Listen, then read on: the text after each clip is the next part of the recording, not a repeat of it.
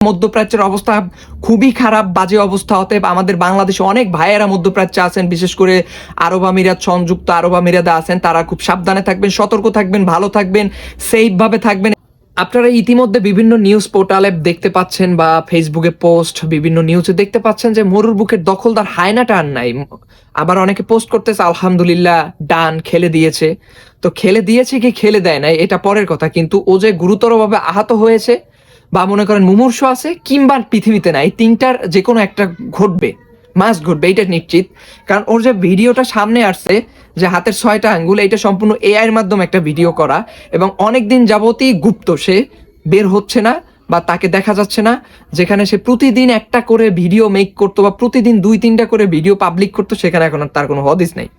তবে এইখানে মনে করেন এত খুশি হওয়ার কিছু নাই যে মরুর বুকের দখলদার হায়না, এই যে ও চলে গেলেই সব শেষ, এমনটা ভাবার কোনো কারণই নেই। কারণ কি জানেন?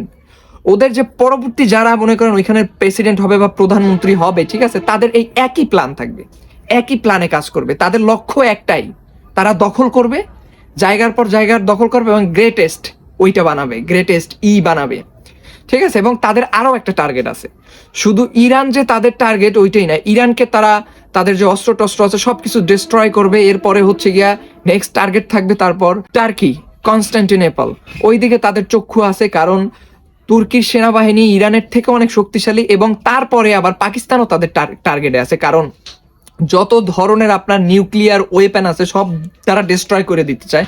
মুসলমান দেশে যে কোনো নিউক্লিয়ার থাকবে এইটা তারা কোনোভাবেই মাইনে নিতে পারবে না।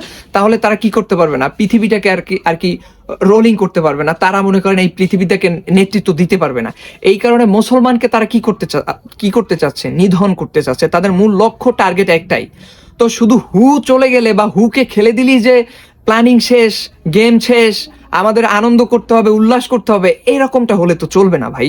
কারণ এর পর যারা আছে, ইয়ার লাপিত আছে, তারপর হচ্ছে গিয়া নাপতালি ব্যানেট আছে, এরাও উগ্র, অস্বাভাবিক লেভেলের এরা উগ্র। এদের প্ল্যান এবং এর প্ল্যান সবই একই মস্তিষ্ক, একই চিন্তা, একই চেতনা, ময়দান বৃদ্ধি করা, ময়দান দখল করা, দখলদারদের স্বভাব দখল করা, তারা দখল করে নিবে এবং তারা গ্রেটেস্ট এটা মনে করেন তৈরি করবে, ঠিক আছে। যাই হোক, পুরা নাম উচ্চারণ করলাম না।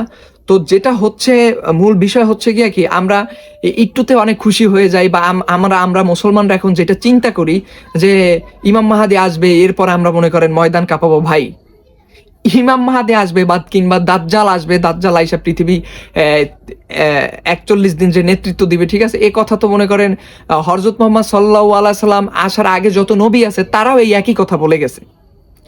অতএব আপনার ডিফেন্সের জন্য, আপনাকে রক্ষার জন্য আপনাকে তো ময়দানে লড়াই করতে হবে। হাত পা গুটায় বসে থাকলে তো হবে না। কিন্তু আমাদের চিন্তা চেতনার ভিতরে ওইরকম ঢুকে গেছে, আমরা এখন মুসলিমরা মাইর খাবো তো মাইর খায়া যাব।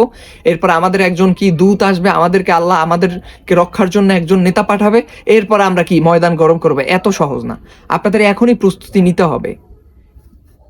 আপনাদেরকে ডিফেন্স তো করতে হবে, আপনাদেরকে তো আধুনিক অস্ত্র শস্ত্র বিজ্ঞানের লাগে তাল মিলায় তারপর তো চলতে হবে। এখন সর্বশেষ কথা হচ্ছে, ইরান মনে করেন চোখে চোখ রাইখা সুন্দরভাবে খেলতেছে। তাদের খেলা দেখে মনে করেন পশ্চিমা মোড়লটা, মাথা মোটা গর্দবটা এবং হচ্ছে মরুর বুকের যে দখলদারগুলো আছে তারা রীতিমতো চমকায় গেছে যে ইরান এগুলো কি করতেছে। কারণ পশ্চিমা যে মোড়লটা আছে অলরেডি মনে করেন সমস্ত ওয়েপেন ব্যবহার করে ফেলছে, শুধুমাত্র নিউক্লিয়ার ওয়েপেনের বাকি আছে। এবং পশ্চিমা যে মোড়লটা আছে, এই মোড়লটা, এই টেলু মনে করেন ইতিমধ্যে সে কিন্তু একটা কথা বলেছে যে আমি চাইলে এই খেলাটা নিমিশেই শেষ করে দিতে পারি। এই খেলাটা শেষ করে দেওয়ার মানে কি? সে এখানে বুঝায় নাই যে আমি খেলাটা, মানে এই যুদ্ধটা আমি কি যুদ্ধ থেকে সরে আসবো, এইটা বুঝায় না। সে বলতেছে এখানে যদি আমি নিউক্লিয়ার ওয়েপেন ব্যবহার করি তাইলেই খেলা শেষ। এটা বাস্তব সত্য কথা। কারণ নিউক্লিয়ার ওয়েপেন যখন ব্যবহার করা হবে তখন মনে করেন খেলা শেষ, যুদ্ধ শেষ, তখন আর যুদ্ধ থাকবে না। কারণ একটা দেশে যখন এই নিউক্লিয়ার ওয়েপেন ব্যবহার করা শুরু করবে তখন বাকি যে দেশগুলো আছে সব দেশই মনে করেন শুরু করবে, কেউ হাত পা গুটায় বসে থাকবে না। দ্বিতীয় কথা হচ্ছে, মধ্যপ্রাচ্যের অবস্থা খুবই খারাপ, বাজে অবস্থা। অতএব আমাদের বাংলাদেশে অনেক ভাইয়েরা মধ্যপ্রাচ্যে আছেন, বিশেষ করে আরব আমিরাত, সংযুক্ত আরব আমিরাতে আছেন, তারা খুব সাবধানে থাকবেন, সতর্ক থাকবেন, ভালো থাকবেন, সেফ ভাবে থাকবেন এবং সেফ জোনে চলে যাওয়ার চেষ্টা করবেন। আশেপাশে আমেরিকান যত ঘাঁটিমাটি আছে, সেনা সদস্য যা আছে, এদের থেকে যত সম্ভব দূরে থাকবেন। কারণ ইরান ছেড়ে কথা বলবে না, খেলা মনে করেন চোখে চোখ রেখে খেলতেছে। আল্লাহ হাফেজ।